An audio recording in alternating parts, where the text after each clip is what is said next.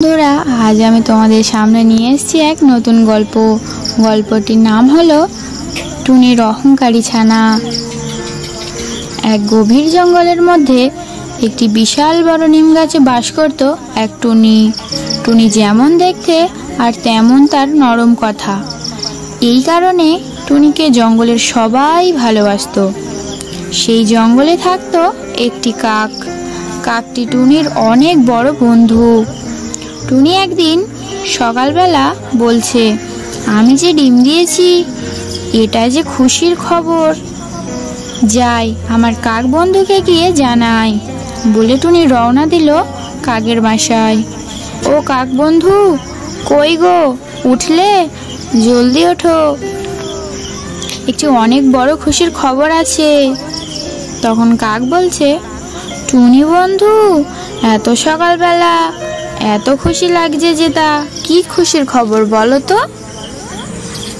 তখন টুনি বলতে শুরু করলো, জানো কাক বন্ধু, আজ আমি একটি ডিম দিয়েছি, তাই এত বড় খুশির খবরটা তোমাকে জানানোর জন্য আমার তর সইছিল না, তাই তো এত সকালবেলা চলে এলাম।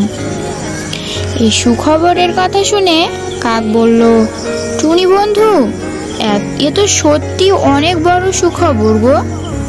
টোনা যদি থাকতো তাহলে সেও এই খুশির খবর শুনতো। হ্যাঁ গো কাক বন্ধু, ঠিক বলেছ। আচ্ছা কাক বন্ধু, আমি যাই গো, আমার ডিমের কাছে যাই বলে টুনি তার বাসায় ফিরে এলো। বেশ কিছুদিন এমনভাবে চলতে লাগলো। হঠাৎ একদিন সকালে ডিম থেকে বাচ্চা বার হয়ে এলো। টুনি আর তার সুন্দর বাচ্চা দেখে বলল, বাহ আমার ছানা, তুই তো খুব সুন্দর দেখতে হলি, আমি তোর নাম রাখলাম সুন্দরী। টুনির ছানা বলল, মা মা, তুমিও অনেক সুন্দর।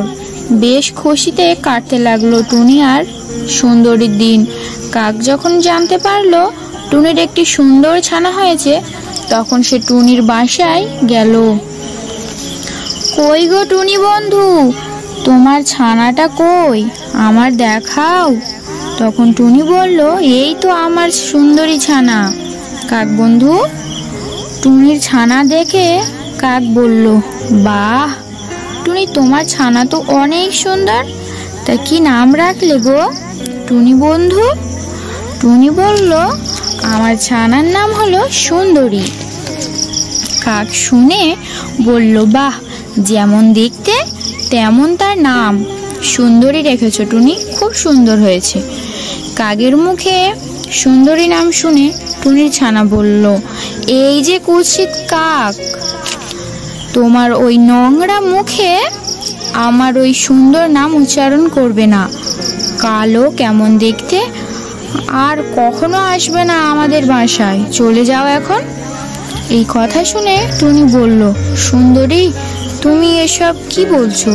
উনি সম্পর্কে তোমার কাকমাসি হয়, তুমি এত বড় কথা বললে?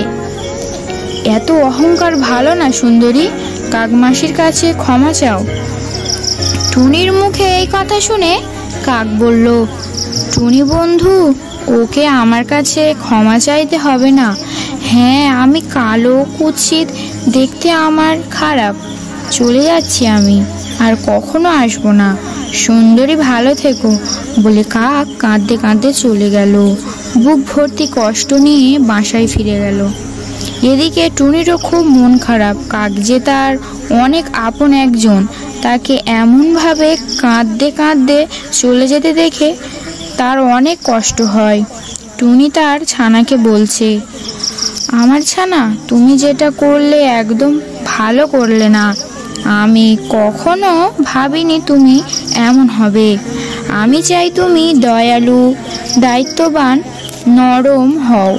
আমার ছানা, অহংকার ভালো নয় সুন্দরী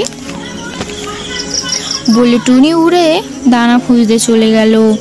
তারপর টুনির ছানা তার মায়ের কথাগুলো মনে করে ভাবছে। ভাবার পর সুন্দরী বলছে, আমার মা ঠিক বলেছে, আমি যেটা করেছি একদম ঠিক করিনি। মা দানা খুঁজে আসলে আমি কাক মাসির বাড়ি যাব বলে টুনির ছানা কাঁদতে থাকে। তারপর টুনি বাসায় ফিরে এলো, এসে দেখে সুন্দরী কাঁদছে। তখন টুনি বলল, কি হয়েছে সুন্দরী, তুমি কাঁদছো কেন, আমাকে বলো। টুনির ছানা বলছে, মা মা আমার ক্ষমা করে দাও, আমি ভুল করেছি, আমাকে ক্ষমা করে দাও, আর আমি কাক মাসির বাড়ি যাব, চলো এখন। বলে টুনি ও সুন্দরী রওনা দিল কাকের বাসায়। কাকের বাসায় এসে সুন্দরী বলতে শুরু করলো, কাক মাসি আমাকে তুমি ক্ষমা করে দাও, আমি আমার ভুল বুঝতে পেরেছি, আমি যেটা করেছি ঠিক করিনি, তুমি কিছু মনে করো না বলে কাককে গিয়ে জড়িয়ে ধরলো। তখন কাক বলছে, আমি অনেক খুশি হয়েছি যে তুমি তোমার ভুল বুঝতে পেরেছো। টুনি বন্ধু, তোমার ছানা ঠিক তোমার মতোই হয়েছে। টুনি বলল, কাক বন্ধু কিছু মনে করো না। এইভাবে সবাই মিলে